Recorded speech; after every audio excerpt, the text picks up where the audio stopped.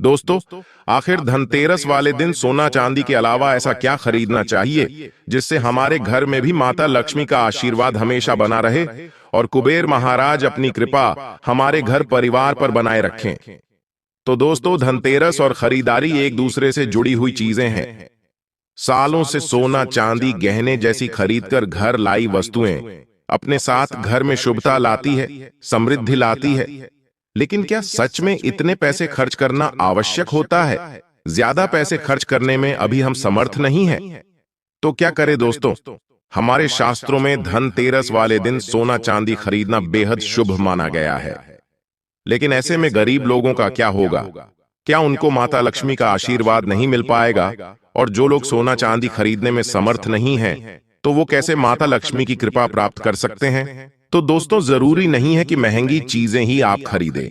धनतेरस पर ऐसी कुछ शुभ कारक चीजें हैं जिन्हें आप अपने घर में लाते हैं तो धन, सुख, संपत्ति, ऐश्वर्य को आसानी से पा सकते हैं। धनतेरस पर भगवान धनवंतरी को खुश करने के लिए आप सोने, चांदी और बर्तन के अलावा कुछ और भी चीजें हैं जिनको खरीद सकते हैं और माता लक्ष्मी और कुबेर महाराज को खुश कर सकते हैं। तो आइए जानते हैं धनतेरस के दिन कौन सी सस्ती वस्तुएं खरीदने से आपको धन लाभ हो सकता है और आपकी भी दिवाली खुशियों वाली बन सकती है। तो क्या हैं ये चीजें, हम आपको बताते हैं। साथ ही दोस्तों, हम यह भी जानेंगे कि धनतेरस पर ऐसी कौन सी वस्तु है जो बिल्कुल भी नहीं खरीदनी चाहिए, वरना दरिद्रता आने में देर नहीं लगेगी। वीडियो के अंत में हम जानेंगे कि वह ऐसा कौन सा फल है जो भगवान गणेश और मां लक्ष्मी को कभी भूलकर भी नहीं चढ़ाना चाहिए। तो वीडियो को आखिर तक जरूर देखें और कमेंट बॉक्स में जय मां लक्ष्मी लिखें। दोस्तों, कार्तिक मास की अमावस्या को दीपावली पूजन किए जाने का विधान है। इस उत्सव के दौरान गोत्सव, धनतेरस, नरक चतुर्दशी, छोटी दीपावली और फिर दीपावली का पर्व मनाया जाता है। दीपावली के एक दिन बाद गोवर्धन पूजा, अन्नकूट महोत्सव, भाई दूज और विश्वकर्मा पूजन किया जाता है। हिंदू रिलीजियस टेल्स चैनल के माध्यम से आपको बता दें कि इस साल धनतेरस की तिथि 10 नवंबर को दोपहर 12:35 से शुरू होगी और अगले दिन 11 नवंबर को दोपहर 1:57 पर समाप्त होगी। बता दें कि धनतेरस के दिन प्रदोष काल में पूजा होती है, इसलिए धनतेरस 10 नवंबर को ही मनाई जाएगी। शुभ मुहूर्त की बात करें तो इस दिन धनतेरस पूजा का शुभ मुहूर्त शाम 6:02 से रात 8 बजे तक रहेगा। दोस्तों, धनतेरस पर पूजा पाठ के अलावा शुभ वस्तुओं की खरीदारी का भी विधान है। कुछ ऐसी विशेष शुभ कारक चीजें हैं जिन्हें आप अपने घर में खरीद कर ले आते हैं, तो यह आपके घर में धन, धान्य और सुख, समृद्धि में वृद्धि करता है। इन्हें धनतेरस के दिन खरीदना उत्तम माना जाता है। दीपावली के 2 दिन पहले धनतेरस का त्योहार मनाया जाता है। अक्सर आपने यही सुना होगा, धनतेरस वाले दिन सोना चांदी घर में लाना शुभ माना जाता है। लेकिन जिन लोगों के पास सोना चांदी खरीदने की शक्ति नहीं है, तो ऐसे लोगों को कुछ खास चीज खरीदकर भी भगवान धनवंतरी की कृपा प्राप्त कर सकते हैं। तो चलिए बताते हैं कि आखिर धनतेरस के दिन कौन सी चीजें घर में लाने से मां लक्ष्मी और धन के देवता कुबेर जी प्रसन्न होते हैं। नंबर 1, पान के पत्ते। दोस्तों, पान के पत्ते मां लक्ष्मी को विशेष रूप से प्रिय माने जाते हैं, इसलिए धनतेरस के दिन पान के 5 पत्ते जरूर खरीद कर लाए।